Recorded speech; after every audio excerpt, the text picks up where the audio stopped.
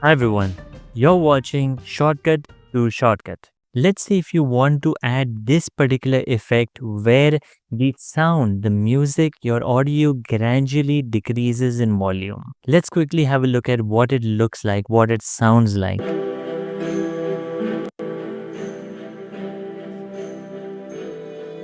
Now to achieve this result, what we can do is add a filter for controlling the volume of our audio. But it's not that simple. So first we'll obviously click on the clip.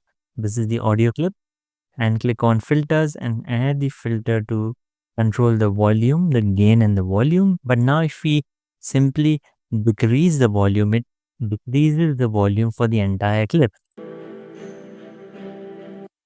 This is not gradual and this is not what we want. So let's reset this back to what it was and click on the keyframes instead. Alright, so now we are in the keyframes view of this particular clip. Alright, so let's start off by controlling what our end result should sound like. So this is my end result. This is the end of the clip and I am clicking on this particular keyframe, which is at the end of the playhead, and I can drag this up and down. And as I drag this up and down, you can see that the volume actually changes over here. So what we want is the volume to be quite low at the very end.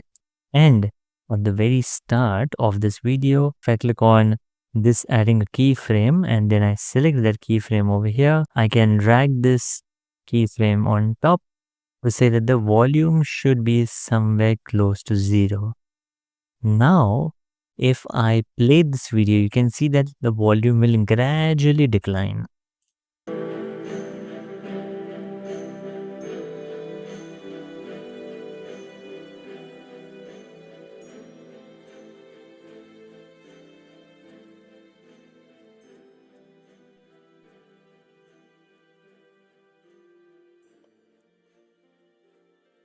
There you go, you get the gist of it.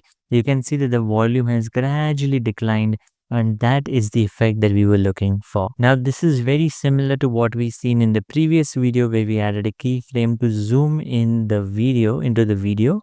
And similar to that, again, you can add multiple keyframes and you can change the volume on and how it transitions from the starting point, the ending point. Now, if you want to go back out to your original view, you can just click on the timeline tab and then you will be redirected to the timeline view. And then of course, you can click on the keyframes tab and then you can always switch back to the keyframes view where you can edit this particular gradual audio decline. Alright, so that was it. That was the video. I hope you liked this sort of trick on editing this audio and making it a gradual incline or decline.